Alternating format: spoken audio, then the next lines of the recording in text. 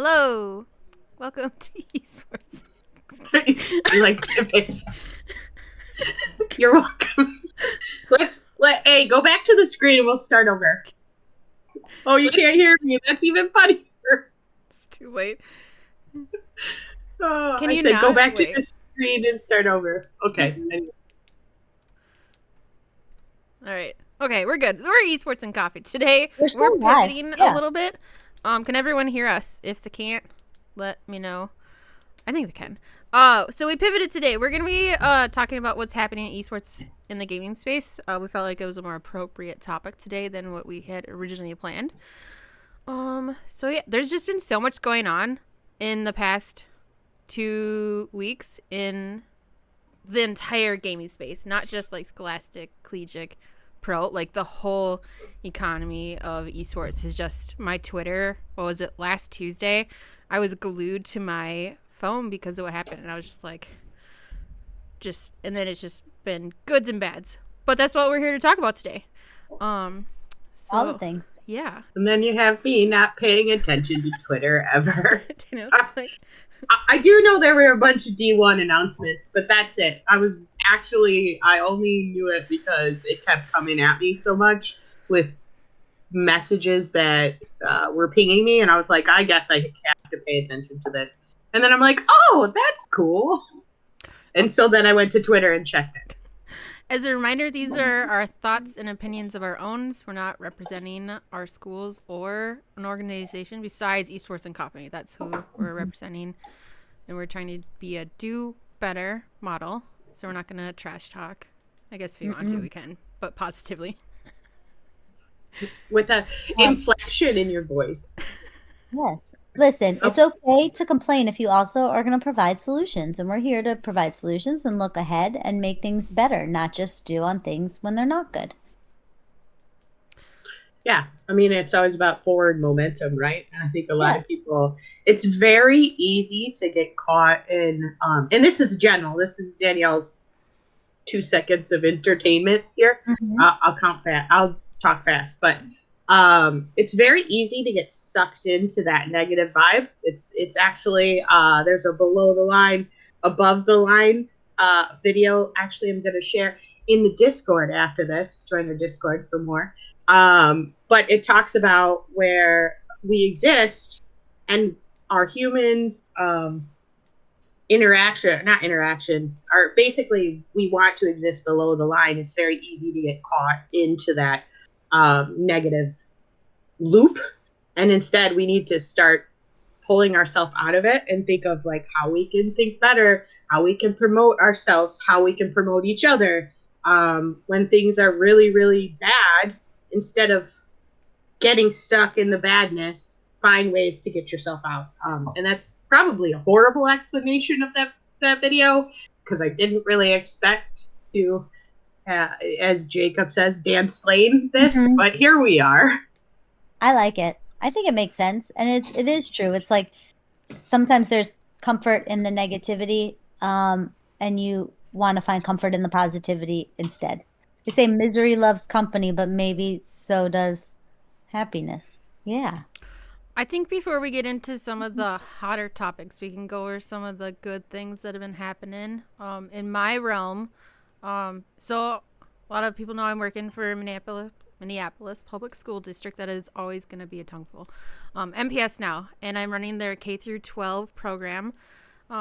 And I keep asking my boss, like, where do you see this going? What would you like me to do? And their goals are so open. It's kind of like I have the esports world at my plate right now, and I'm so excited to help curate it and just kind of guide the district in what I'm hoping to believe a really good program and provide this for the schools. I've met with 4 high schools so far because, it's the first week for us, first week and a half. And they're all so excited. Every time I've gone in, they're like, yeah, we've been trying to get esports for like 2 or 3 years, and we just haven't been able to get it running. Like, that's why I'm here to help. And I had a really great meeting with, Edison last week. It's one of the high schools, and they're so on board for it. They have students already. We're going to be playing in MNVL, which just is, I think, the premier Minnesota league for us to play in versus some of the other leagues that I'm trying to stay out of. But yeah, it's really good energy that the district is taking esports serious, and it's not just like, hey, here's a gaming chair and a gaming PC. Like, here's a district level initiative that we are going to work through. It sounds really awesome, and it sounds like it's literally perfect for you, to me, because you are so good at like building these initiatives and curating the experiences and thinking about like the whole full well-rounded approach to things, that it's like you get to do that over and over and over again. Like the part of the whole thing that we do, the part that you are the best at of anyone I've ever seen, that now becomes your entire function and focus. And I can't think of a more perfect like blending of two things or two people. Thank you. I'm excited for the district, but I'm excited for other districts and states to follow. I know that was Louisiana is kind of one-upping, and instead of just one district, the entire state is wanting to bring esports to the scholastic space. So I'm excited to see what they can do. But I think it's showing that esports is growing in an upward momentum, but maybe not in the areas that we all thought it would be. Like pro level's kind of in a downturn right now, but the scholastic space is getting even better. More people are reaching out to it and wanting to start programs, and I think that's the way we need to go. I love it so much. Danielle, how's school going? Oh, yeah. I guess I'm doing that, huh? Mm-hmm. Yeah, I'm full time this semester, guys. But my other classes, I have one class that started. It meets on Wednesday night. Actually, this week it does not meet, but it's asynchronous, I guess is the word. I'm back to school, understanding that, because our professor's at a conference, who's talking about SOAR and above the line and below the line, ironically, but that's not what my class is about. It's data analytics, statistics, and data analytics. So basically, you code graphs and make charts, which is cool because those are things I always wondered how people did outside of Excel. So that's super cool. I'll be able to provide some cool graphs in the future. All right. Since there's such a need for that. So the next thing, it's my other two classes don't start till October. Those are fundamental classes because I did not go to school at all for business. So that's my major, everybody. I did not go to school for business at all, so I have to take fundamentals of finance and marketing. So should be fun. Those are online. Tomorrow, I guess I'll share that I'm going to hang out with Steffi. Yeah, she is in Detroit currently for I think 12 And days who's or Steffi? 11. Steffi Val, former motocross champion. She is also in our Discord. She has a program called Sim for STEM, which is helping promote getting young women and girls into the motorsport industry. And it's done with a STEM and education, mix. So there's data analytics there. There is a pit stop station. There's like 5 stations. Pit stop, data analytics, and then some engineering and some racing. I don't know what the 5th one is, but it'll be super exciting. I have some few people from LTU going, some few influential people. The person that's like the backer is Kat DeLorean, which is the daughter of John DeLorean, Back to the Future car. He is, I guess, our most famous, not most notable. I guess most notable would be like the person who donates billions of dollars, not billions. I'd be really rich if that was the case. Millions.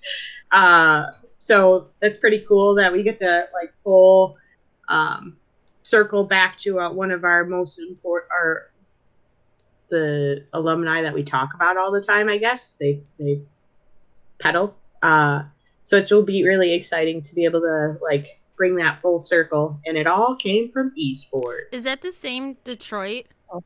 event that's happening, or is it like over the next month? Over the next month, there's like 6 days.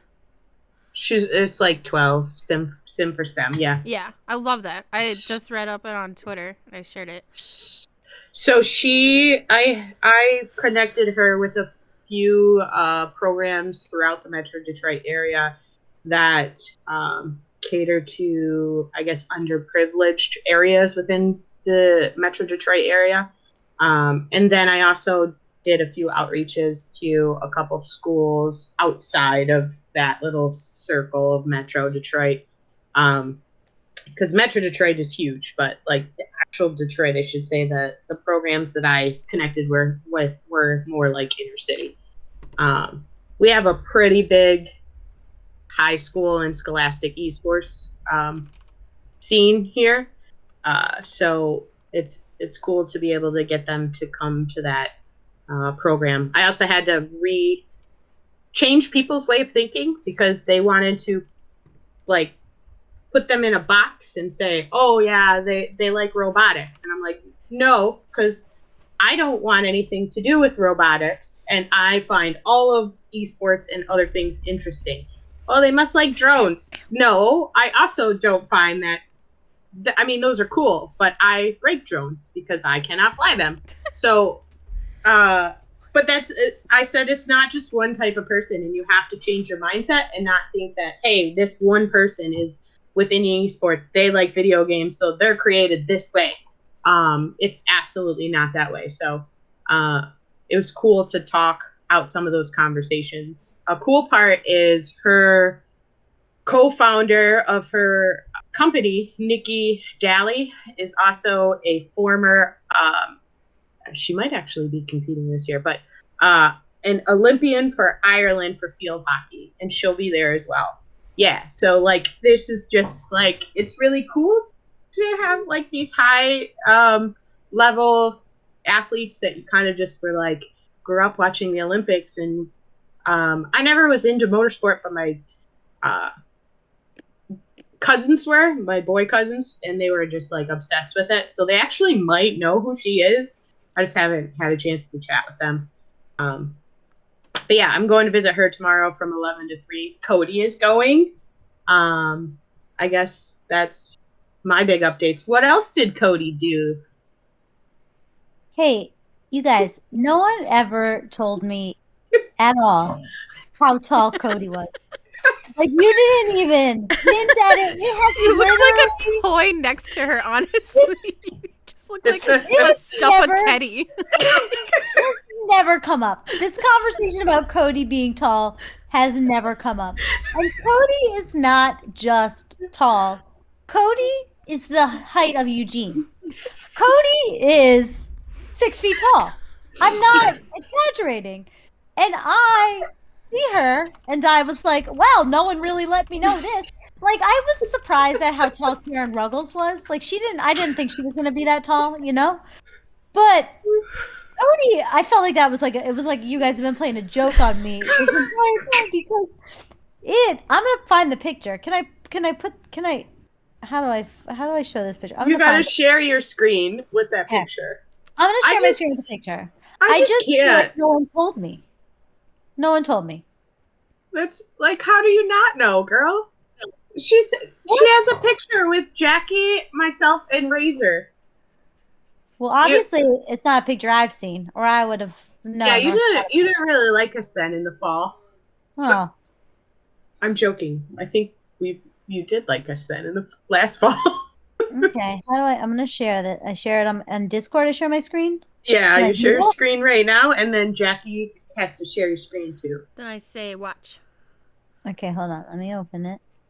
This is your everybody's lesson in how to use Discord right now, guys. Mm-hmm. We'll make a workbook out of it. Okay. I mean, I know how to share my screen for Discord. I just never done it. All right, here we go. It's the same. It's Jackie capturing. Okay. Now you watch the stream. Now you can talk about it.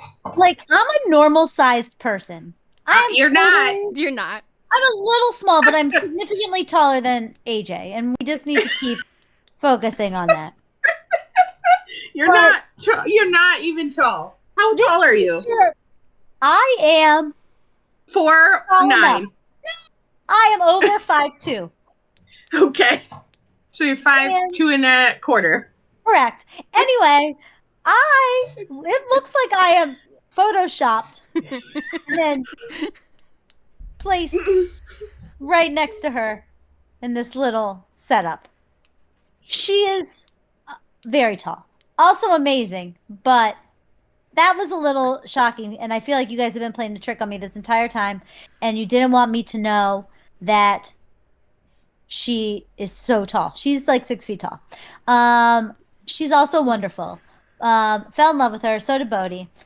She's the best. I mean, I already was in love with her, but meeting her in person was great. But she got to come down because we did at Full Sail the first ever MLB The Show official LAN with the MLB. And it was awesome. So the Tampa Bay Rays did it.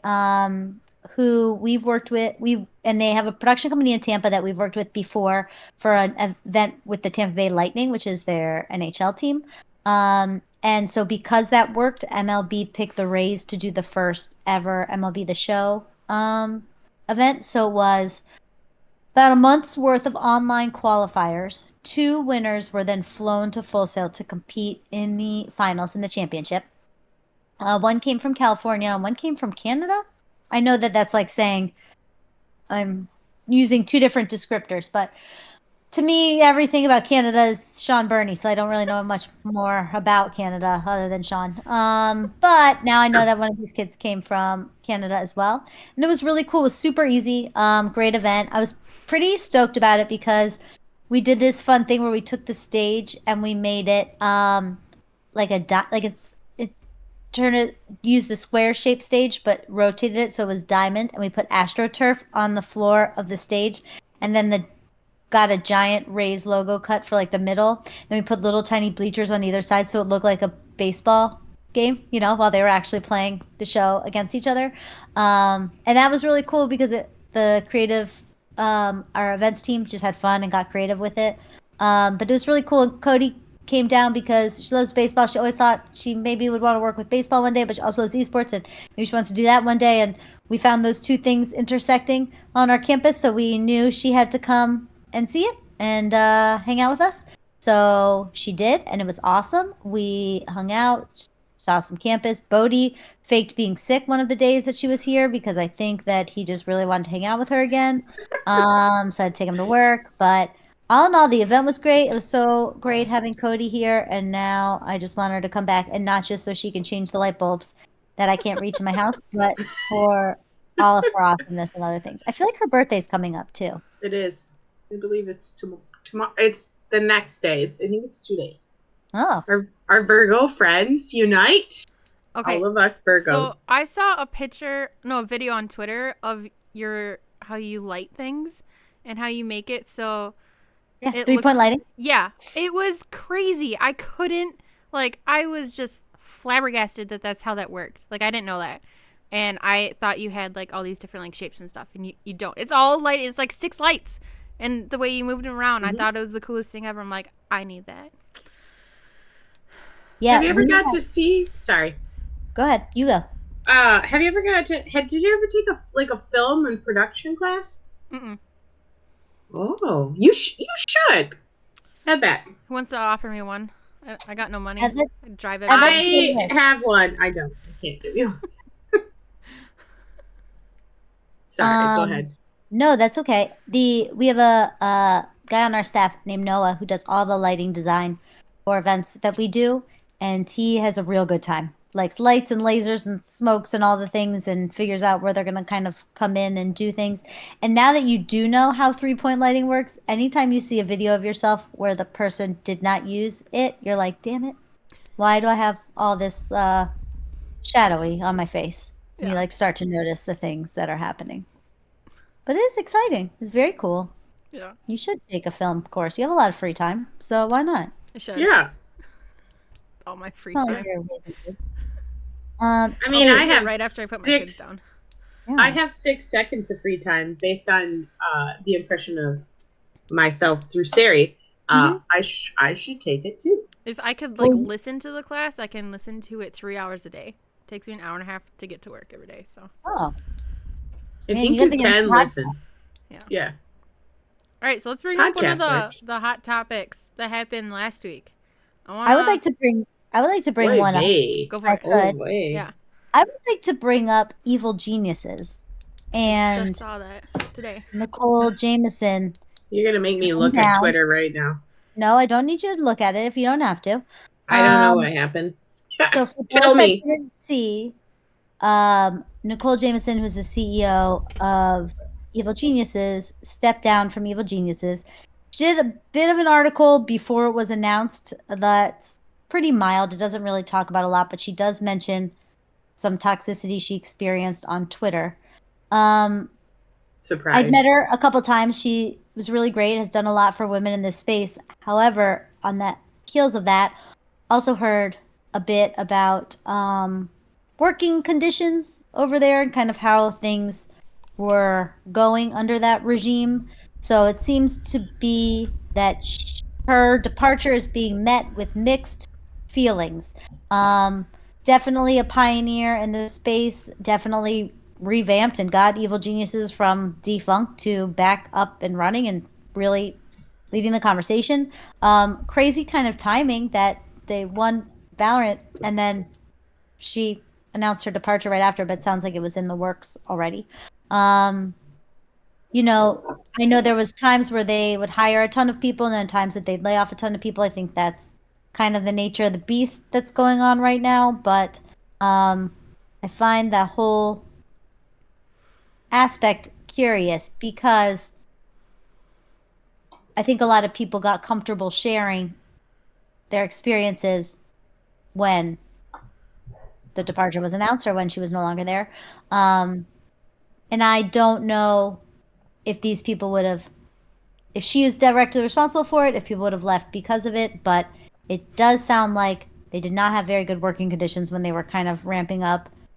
Her leaving sounds like, I don't know if she's staying within esports, but it sounds like she's probably not. I know she didn't come from esports. She came from like an investment group and then stepped in to take over as CEO. A lot of people did not think that was going to work since she didn't come from the gaming space. She really kind of killed it, brought in a really big team, turned the whole thing around, and then left. But then now all this stuff is starting to come out after she's gone of was that the best move and was it a healthy culture and was everything going how it should be going?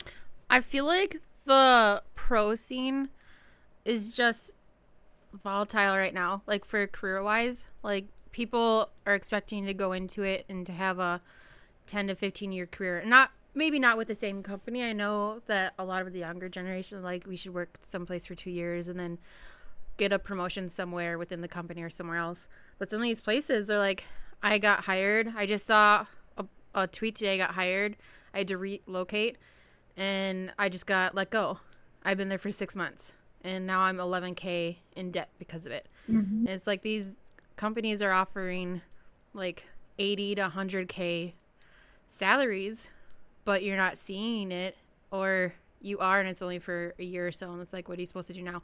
And that's just I feel like the collegiate and scholastic space, if you want to be in esports, I would not suggest going to work for a pro team right now. It's just there's too many variables. Yeah, it's interesting too, I think, because when the layoffs are happening, it's a bit of a domino, so that the pool gets flooded with people looking for jobs right after a bunch of jobs got cut. So that's also the tough is they all seem to happen at once. Because if something's happening to the pro scene, it's one pro team that's happening to, multiple pro teams or whatnot. And so that makes it tough, I think, for everyone as well. Is things are kind of coming through. People are now elevated. They've got this experience. They're now flooding the pool. So there's people that are graduating school that are also trying to get the same jobs. It kind of happens at all the turns and any economic downturns and all the things. But now it's happening at such a specific niche with the industry. It's crazy. I definitely I don't subscribe to the theory, and I don't like when people do of like esports is dead and this is the bubble bursting and this is this and this is that. I think it's a season. I think the pro scene's got a lot to figure out. And with esports in general, we have to remember that this entire industry is really still new.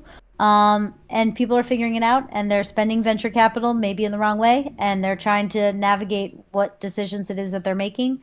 But it's the season that they're going to have to work out and they're going to have to shake out. And so it's that point of not wanting to discourage people from a career in esports because I think esports is thriving.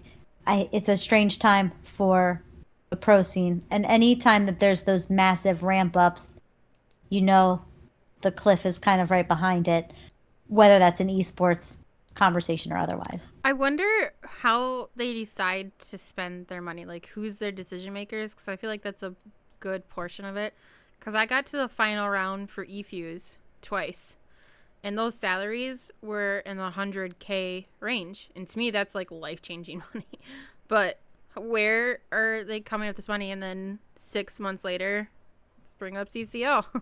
They just let go all of CCL, their production, and that was none of them knew about it. It was so sudden last Tuesday. I can't believe I'm still in shock over it, and like the whole CCL space. Where's COD gonna land this year? Yeah, I will say Sean. This is just a Sean love fest, I guess. Sean brought up a really great point that I didn't think about or really know the depth of, but the CRL team is still completely intact under eFuse, and from what I understand through Sean, Psyonix invested in CCL, Collegiate Carball, whatever they do, and that's how they were able. So they invest in it. That's how that team is able to kind of continue to move forward. While Activision Blizzard, I don't know that I even need to clarify that because they don't really invest in anything, but was completely hands off. So because of those two things, it also shows the value that brings to the table why it's so important when organizations are working hand in hand and hard to get publisher buy-in from everything they do. Can anybody run a tournament that they want to run to some extent, following the rules, whatever? Sure. There's a big difference between an organization that has publisher support with what they're doing versus an organization that does not have publisher support in what they're doing. And I think we saw that straight up with the eFuse conversation.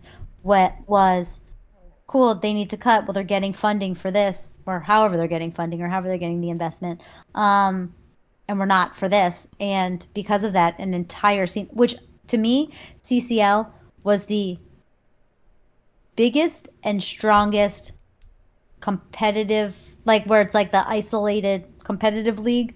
CCL had everyone, everyone. I think it was almost the Premier League in spring for COD. I think it was, and it's like it had. If you played COD, you played in CCL, and there was no way that you weren't doing that.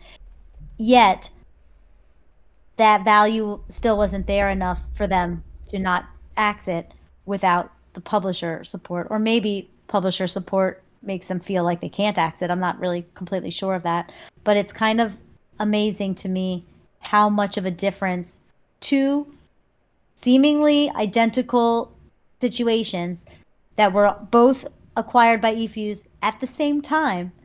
One stays, one goes. The difference is the support from publishers. There's just so much speculation about it too. I can't say words today. It's Monday all over again. But it's like I've been looking. I don't think eFuse has made a statement about it, but there's the speculation that they made that creator program. They announced it, and then all of a sudden, an hour later, everyone from CCL is on Twitter. I just got let go, and I had no idea.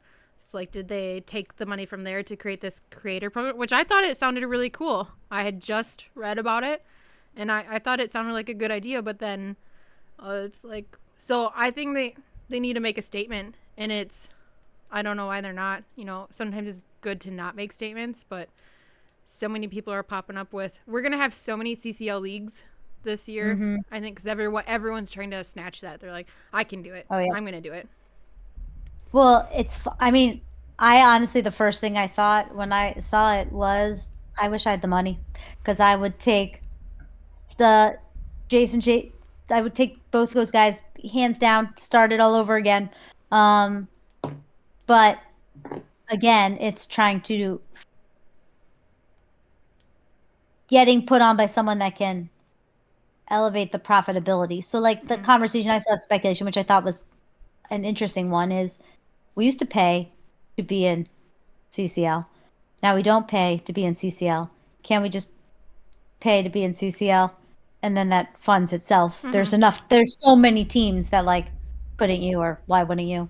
Whether that works or doesn't work, I don't know. But it's that same aspect of like, the community is there. If it goes to someone that doesn't understand the right way to generate revenue off of the numbers of your community, then it's never going to be successful. Or if it goes to somebody that data farms and abuses and uses their community, then the community is going to die. So you got to find like the right place for it to land, because all these people are popping up. They want a piece of that COD puzzle, and I get it. Like the college XP or whatever, Call of Duty XP guys are like really trying to hustle. A couple groups I know we've been talking about that are trying to do it. If they don't find a way to generate revenue from it, they're going to end up in the same boat in a couple of years, because Activision Blizzard is never going to invest in it. So like, you don't have to, the need for determining profitability is not as prevalent when the publisher is investing in you, because the publisher understands the value of the community. So it's an interesting place to be from a publisher that's shown they're not going to invest in it. I don't know. Danielle, what has your team thought about that? We haven't really talked about it. Remember, I was sick for like 5 days, so I haven't discussed it, and we've never even competed in CCL. We weren't at the caliber to compete. I think that was their end all goal, is to feel like that they were at that level. So I mean, if Cody was in here, I'd ask her and have her talk to you, but I haven't been able to fully chat about it. Like I said, I was fully unaware that happened until like hours later. I'm not on Twitter, guys. I'm horrible. I'm sorry. I spend my Tuesdays on Twitter and looking up grants. That's what I do. I don't. There's no Twitter. You guys mean X? You mean X? Yeah. Sorry, X. Yeah. I don't. I mean, there's just formerly Twitter. I'm just gonna say that so instead. much. I refuse to say X. I'm trying to. Well, first of all, I try to limit my social media self footprint. Not footprint. I'll post. I like to post things that blow up the internet. Not like happened last week, but like life events for myself, like on Facebook or whatever. And then that's like my fill. I'll be on TikTok a lot more. Yeah, Siri smiles at my. Oh no, not Siri. At my. That's hilarious. That's every time. That's what I think that's what happened with that guy. I think that's what happened. Every single time I have to, my phone is like, I'm here. I'm like, not you, bitch. My other friend. So it's basically like I just don't get to spend enough time on there. I did pay attention to all the D1 stuff, and I found that fascinating, because so we're in a traditional athletic conference for WAC, and we with Antor. I think he wrote a lot of the handbook and took it from other sports that are already in play. And that had to be voted on by the athletic directors within our conference. And pretty much anytime we want to change, we have to send it up the chain to their meeting, and then they vote on it. So it's kind of a weird spot to be in, from being in an athletic conference and being in esports conference. It's to be very political here. It's determined on whoever the leadership is. If your leadership is not on board with like giving up the power, then it doesn't always work. So, historically they had let coaches kind of determine what happens within this league, and some things have shifted, and now it's not as fluid. I will choose those words. So, yeah, I mean, at least, for instance, my leadership isn't necessarily married to the idea that I have to stay within the athletic conference to compete. If something happens, we've talked about, for instance, NACE. I've talked about other conferences, but specifically NACE, and the cost of it and what it provides us across all our teams. So we find value in that. But anyway, it was just a natural progression till we saw D1 schools, because a lot of schools won't. I'll use Lawrence Tech as an example, and MSU, because Bilski's here and we all love Bilski. So aside, if we put hockey aside, and probably like some of those one-off sports, because hockey does their own like league type thing, but you wouldn't see MSU, the real MSU. Not my MSU. Yours is not MSU. It is in Minnesota. It's not Michigan State University, MSU. You wouldn't see us playing against each other. As you see, I'm wearing an NAI bowling shirt. We won a bowling national championship. That's why I got a free hoodie. So I would never wear a bowling shirt. But anyway, so we're an NAIA school, and MSU is an NCAA school.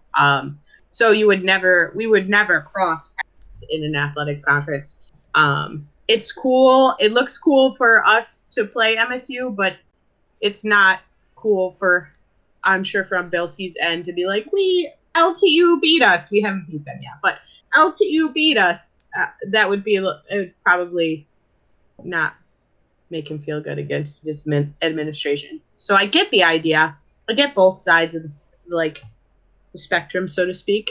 But I just thought it was a natural progression.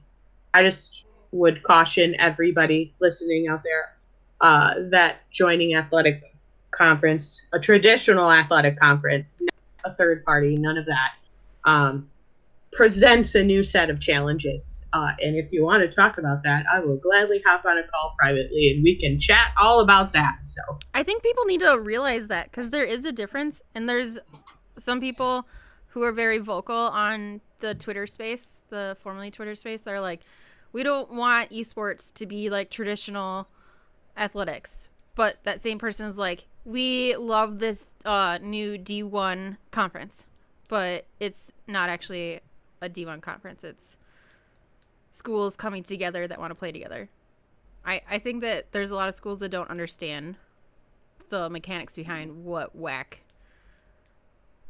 did. Well, see, the only reason I think the big difference there, for instance, WAC, we had in the bylaws, in the Constitution and bylaws, and this is an NAIA school thing for, I think, only WAC. I don't know. I haven't looked at the other constitutional bylaws for other conferences. Michael Brooks, our resident former NAIA employee, could probably say that if this is true or not.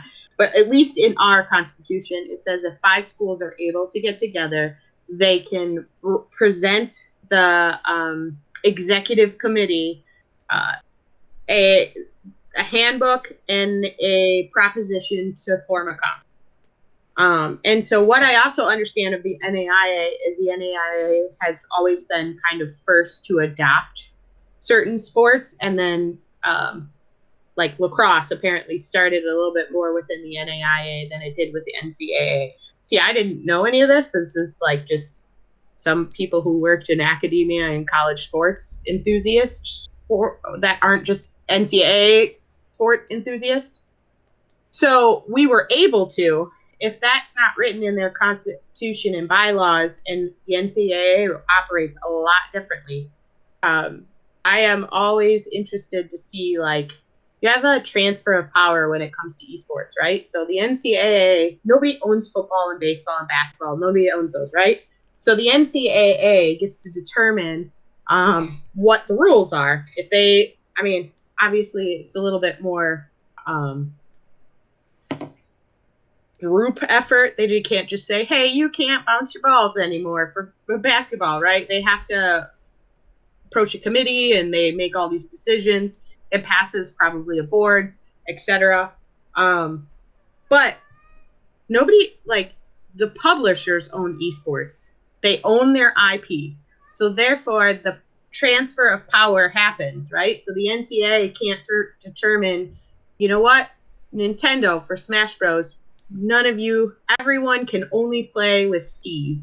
And I chose that for a reason because nobody wants to play with them. But like they can't determine that, right? Nintendo would have to determine that. Nintendo makes the rules of their IP. Same with Riot. Same with Blizzard. So I'll be interested to see if the NCAA ever adopts esports.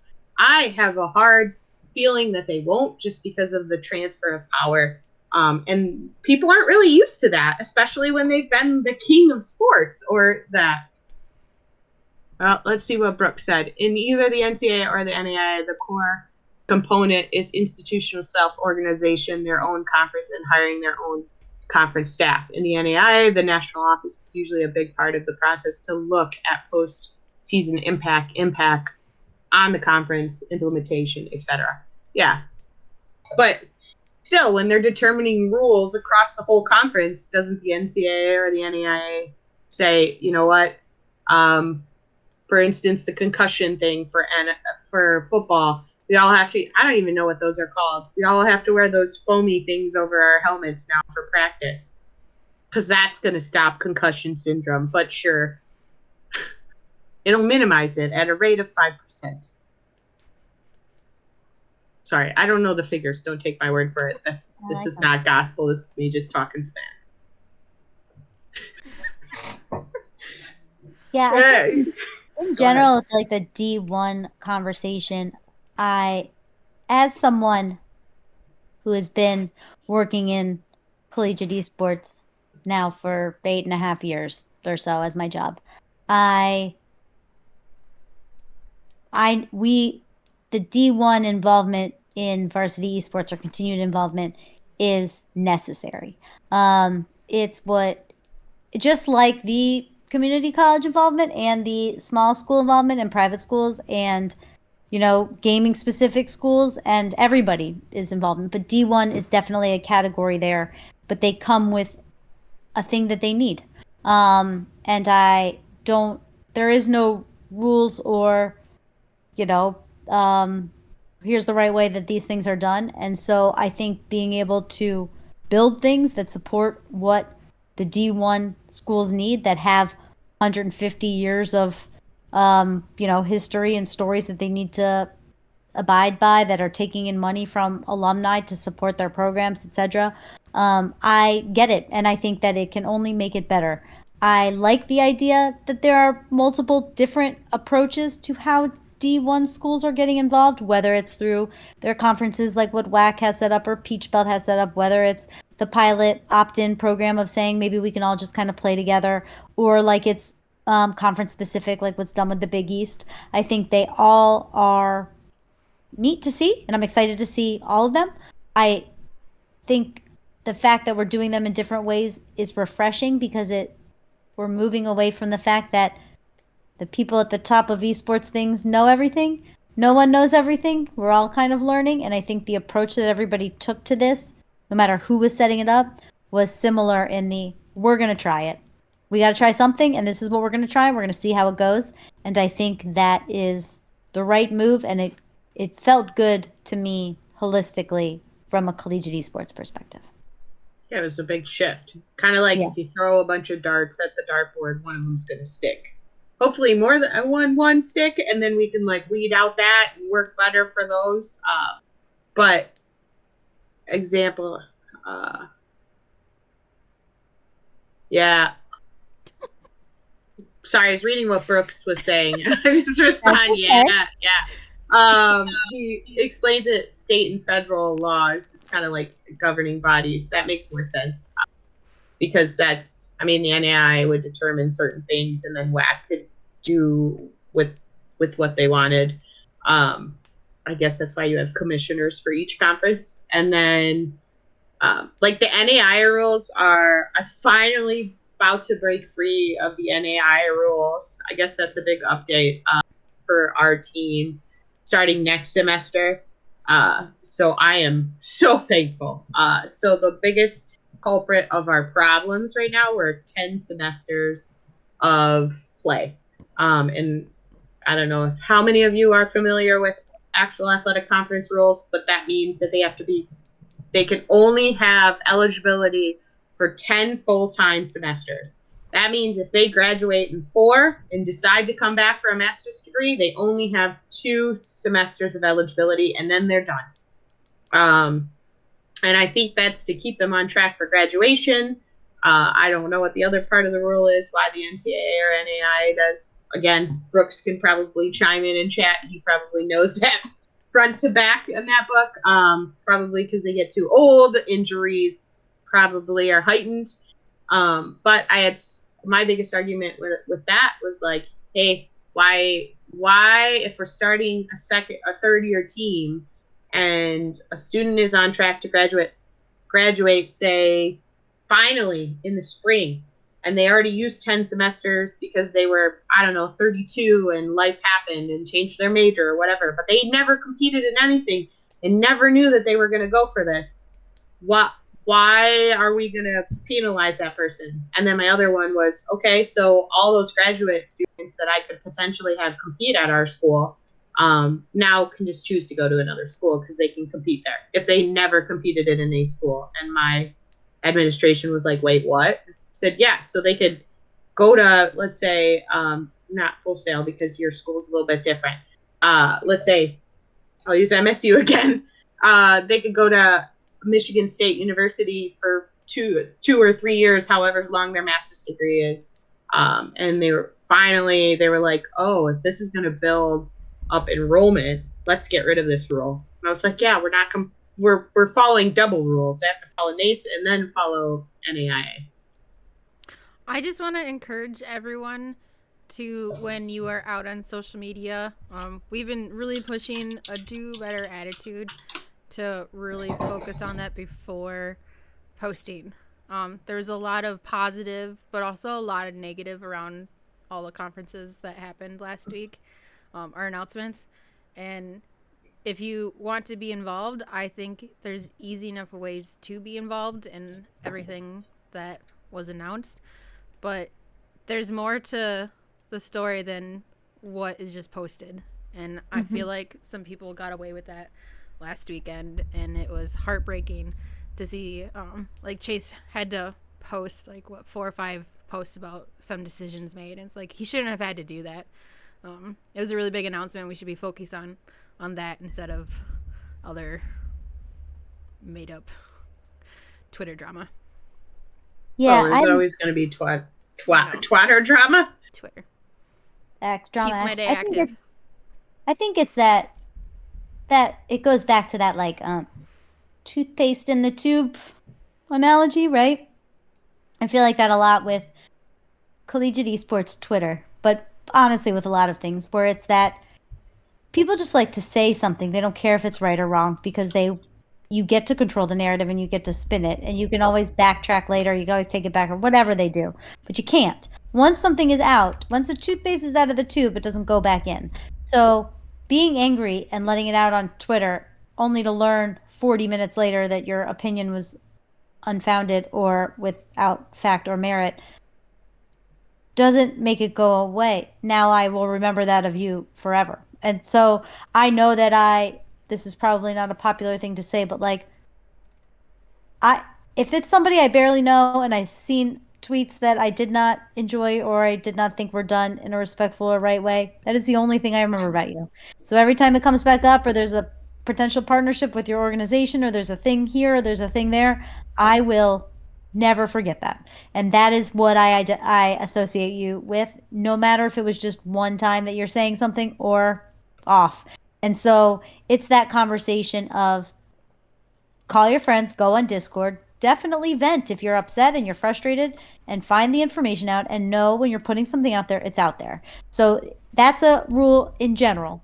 And if you have the job of leading students, if any part of your job has anything to do with leading students, it is your obligation and your responsibility to show representation to those people of how you behave and how you act. And you can say on your Twitter, tweets are my own, tweets are this, tweets are that. If you are putting on your Twitter that this is who I am and this is where I work and this is what I do, then you have an obligation to represent your students and to guide your students in the right direction.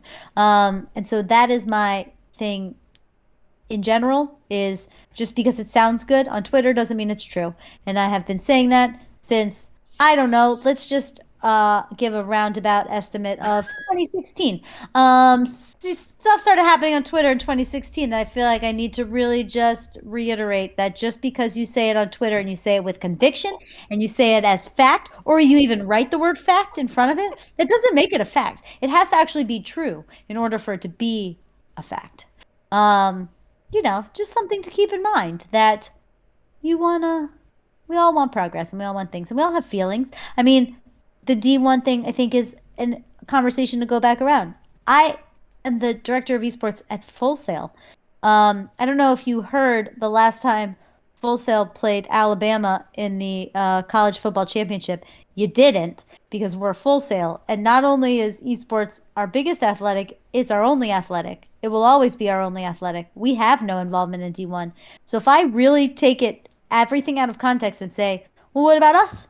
That's the first thing I could have done. I could have taken a Twitter and be like, well, what about us? Who is thinking about me at this moment? But you take 2 seconds and you hear and you listen to what people are saying. You go, oh, that's really great for us, actually. And that makes a ton of sense. And I understand it and I hear it. And are there things that are not going to be great? And are there things that we need to work out? Yes. I still want to play D1 schools. Totally do. My administration does not understand that one of the best schools in all of collegiate esports is Maryville. They understand when we beat Alabama. And so they don't need to know, they don't understand the concept of esports. So the names help me. And so I understand that reasoning. I feel the same way. But I also, there's a bunch of things to look at when you're looking at this picture. And so to just kind of barge in and say, oh, no online students, what about me? No this, what about me? It's not just about you. We're all here to elevate the space as a whole, and we're all figuring that out together. And that's okay. Okay, I want to end with, it was just announced last week too, the Scholar Awards. I was wondering, okay, I was hoping I think this would be a good thing. I'm going to try and share my screen. Because I brought it up. So we can look through it together. Again, this is me removed. Don't know what I'm watching. So, okay. Oh, this. Got it. So, okay, first I'm thoughts, here. I am upset that it took so long just to get the categories. Like, I know that there was a lot of back-end talk about that, but the Esports Awards, the finalists have been announced for, 2 months now? And this is in November. This gives people a little under maybe a month to vote because they have to go through nominations, which are happening right now. And number 2, I don't like that it's in Las Vegas. Las Vegas is going to be expensive. We went to EA last year. We had a great time, but it was still expensive. It was expensive. It was a really fun time. I thought that there would be a little bit more networking, so maybe this year will be more. But from what I know, and thanks to George there, tickets for students are $50, and then for educators it's $300. It's like, that's a lot for 2 days. But yeah, I think people should still vote. Totally. I'm trying to say I want to be optimistic. Okay? I want this to be great, and I don't want to approach it that it's not great. I feel as though I would like people in esports to stop using the Overwatch font. That's just a general thing that I have. I think that's like, let's move away from that. I think we're bigger and better than that so far. But what I hope happens, and I am going to anticipate it happening because they are indicating that they care a lot about the collegiate space. So if that is the case, I hope that those who do become finalists in these awards are given stipends so that they are able to travel and receive their awards. Because even though the award show is less expensive, which I appreciate, Jackie is right. Las Vegas is expensive. It's expensive to fly to. It's expensive to stay at, because even if you find a cheap hotel, you've got the resort fees and all of the other things that you need. And if you don't find a hotel that's close enough that you can walk, you're still going to have to pay transportation, yada, yada, yada. So what I hope happens, and I think with if they're utilizing sponsorships for these awards, which I think they are, I hope that those sponsors and that those sponsor dollars go towards support and stipends for travel for collegiate finalists before they go into bigger, badder stages and production related things. I think that people will more want to be together in person at a lower tiered produced event than they will want the highest tiered produced event but not be able to attend. So while none of that has been announced, I'm putting it into the universe in the hopes that something like that happens so it does become an option for people to go. But I echo what Jackie is saying. I think everyone should still submit and vote, and we're going to stay optimistic and hope that there's going to be some support for these incredible collegiate programs that are doing great things. I will say, as an effort to do better, I want to ending on a positive. I did hear from the folks at Esports Awards, and I have not been able to confirm this with Sky, but they did let me know that University of Hawaii winning the Esports Award for Collegiate Program of the Year last year, Sky was able to leverage that to get funding to build their new arena with his administration. So that is really awesome.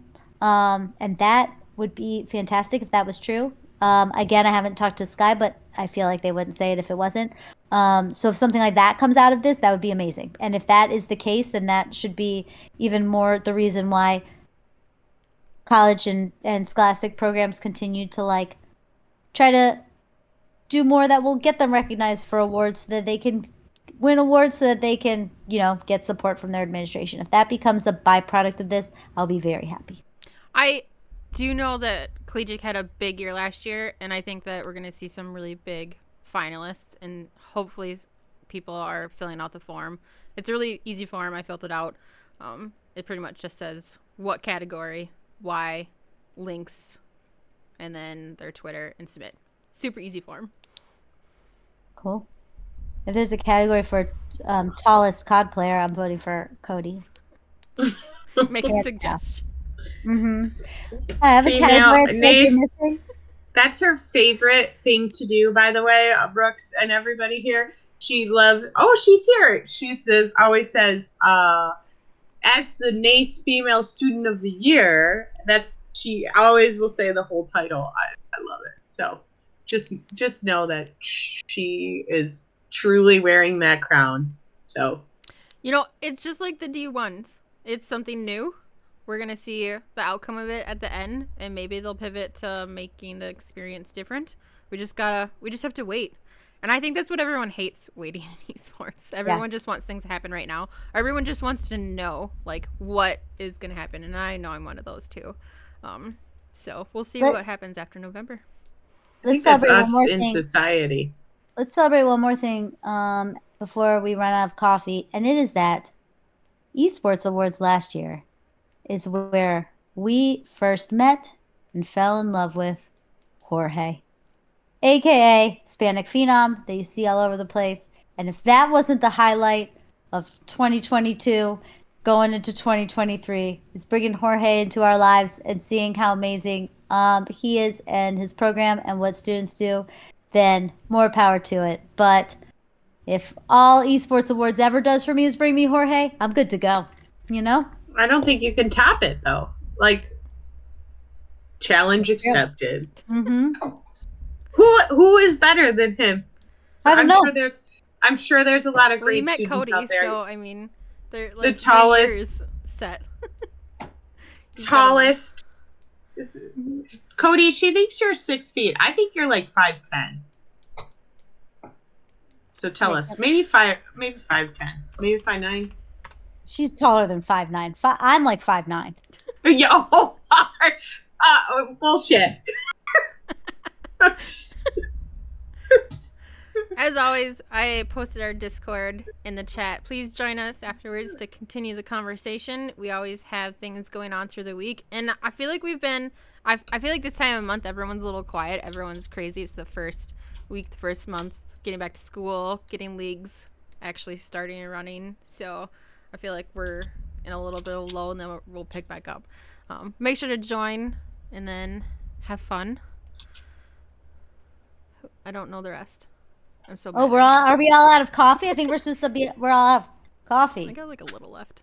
I can't drink coffee anymore, but yeah, we're out of coffee. Thank you, everyone. Thanks, guys. We'll see everybody soon.